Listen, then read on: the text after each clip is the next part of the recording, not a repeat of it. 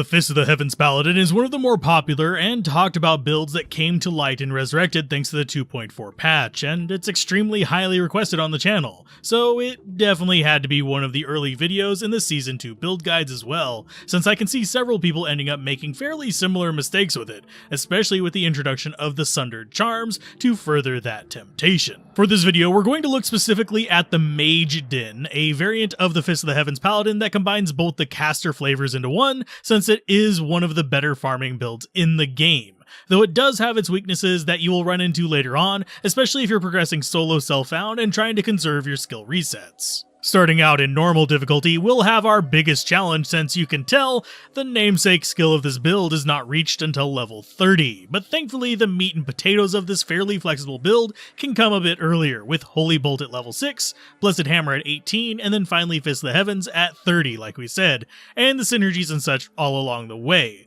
though which ones you invest in will depend on a few factors. As far as stats, we'll go through and get our basics out of the way, some base level strength and dexterity for gear, and a good chunk of vitality. This is because for most of the normal difficulty, you'll be juggling between melee for beasts and using skills like Holy Bolt on the demons and undead, and you do want to go dexterity because, well, block on a paladin is super easy to get. And yeah, demons and undead are really kind of easy to kill with that Holy Bolt. And thankfully, every act boss is a demon as well, and every hard block to them is either a demon or undead, with the exception of Maggot Lair in Act 2. Personally, I'm a fan of going hard into that Holy Bolt skill in normal since you can do most of the rest of the stuff with just a point in zeal or even just normal attacks if you really want to, especially if you use temporary mercenaries as you go, with the Act 3 Fire Mercenary being handy for getting you extra attack rating and fire damage to help out. The alternative is, for people who prefer hammers as their primary instead, you end up investing in Blessed Hammers and just use the physical attacks as a method of dealing with tight spaces like Maggot Lair and such. Of course, you also don't get to start on hammers until level 18, so you won't be seeing much power from them until Act 2 or 3 unless you do a lot of grinding early on. The main reason I don't recommend the Holy Fire build for a fairly similar effect is because we are wanting to conserve our skill and stat resets in these build guides, but if you do want to just use one of them, it's actually probably the strongest normal alternative, but it doesn't quite feed into this build in particular, so you do have to actually use the reset. All that said, while for the most part this guide will be assuming you favored Fist of the Heavens first and want hammers as a secondary, I'll throw a link in the top right as well as the description to help you understand the math of the hammers themselves should you want to do it in the reverse and focus on those hammers first. And the Holy Fire Starter Guide is also just as good today as when it released as well, and I'll try to remember to include a link to that too. That said, gear-wise, I'm going to sound like a broken record if you've watched the other build guides. In normal, you want to get stealth and lore if possible, with stealth being an easy to get one in Act 1 from a bit of countess farming and shopping a 2-socket armor. If you're wanting the absolute strongest armor, it's going to be a breastplate, but I'm fine with leather and studded leather, it's not going to make that big of a difference. And the lore is pretty easy to get by the end of normal if you're lucky enough to get a soul rune. If not, you'll be able to get it from Nightmare Countess in Act 1 Nightmare. Beyond that, there's not much that will help a ton, but getting a steel runeword or malice flail to use with zeal to help with the beasts may be a pretty handy pickup just to kind of help out a little bit, especially since both of them are relatively cheap and they give you the tools you need to deal with more annoying packs of enemies fairly easily. They won't last you into Nightmare though, but they will help in normal. Speaking of Nightmare though, that's when things do start to get a bit tougher, at least for a little bit. For me, I tend to stick with the Fist of the Heavens and Holy Bolt side of things, with beast-type enemies just being a necessary evil to deal with a bit slower attacks than the rest of the stuff. Though if you went hammers, you'll do fine against them, but feel a bit weaker comparatively in areas like Chaos Sanctuary or the lead up to Baal. For Fist of the Heavens, we never actually want to fully synergize it. Instead, you want to just make sure you have maximum Holy Bolts, maximum Fist of the Heavens, and 1 point in your choice of support skills, which should basically be Holy Shield and your choice of mana recovery, which is going to be either meditation or redemption depending on your preferences. And for me, I personally prefer meditation for this build, but they're both fairly solid options.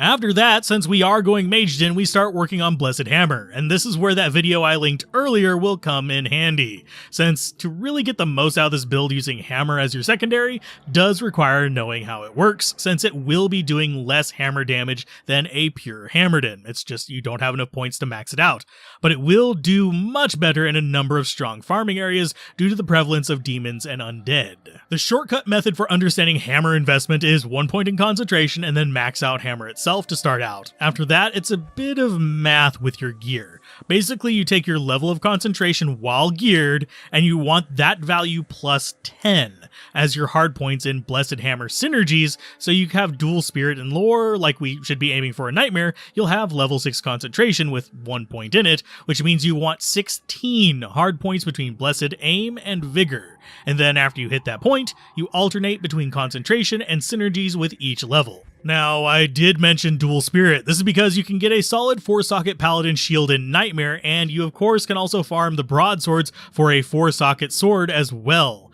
both of which are prime targets for making Spirit in, which boosts that casting speed and skill level quite a bit.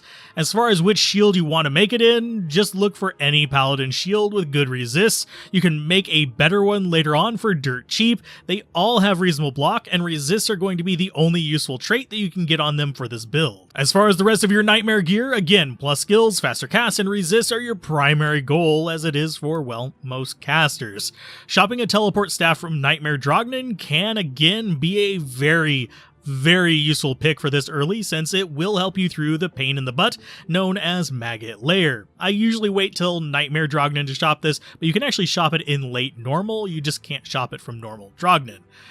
Both, well, it's useful now as well as in hell, of course, since it will let you bypass most of the painful groups in there, since while you can't kill them, or you can kill them just very slowly, neither of our skills are going to be super useful in those tight quarters. As far as the Ancients, you should have enough points and hammers to use them against the Ancients for an easy win by the time you get there.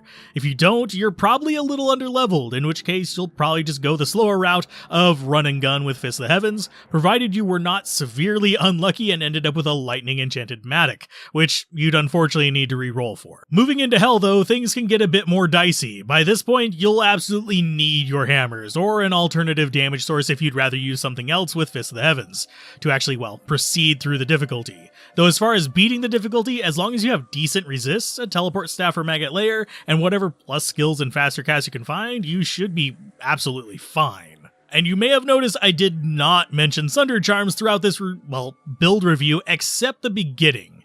This is because it's a trap item for this build, and you actually should not, absolutely should not use it for this. And this is a common mistake made with the Fist of the Heavens Paladin even before Sundered charms were introduced, as many people would actually invest the extra points into Conviction and Holy Shock and try to do something with that lightning damage.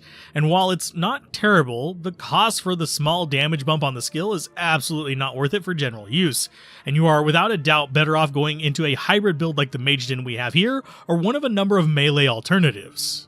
You also equally should not bother with the Magic Sunder charm on, well, any character, since while yes, there are magic immunes, Holy Bolt as well as the Fist of the Heavens Holy Bolts will bypass immunity and resist on undead and demons, leaving the only thing you can't kill with this build being a certain Wendigo type in Act 3 only. And for them, you can smite if you really need to. But that's more something we plan for with Ubers, not just some random trash mobs you can easily avoid. And for hammers, there's no way to push the damage beyond the 5% you'd have, so it's really not worth the penalty. As far as chase gear, there is some, though you can beat hell with the same setup you used in Nightmare pretty easily. Though if you want to really step up your speed, the usual chase gear for this build is pretty much standard caster fare, with Enigma as the best in slot armor for mobility and teleport, Harlequin Crest for the helmet for a bit of magic find and plus skills, a skill amulet like we see here, or Mara's proper caster amulets, or any +2 amulet really.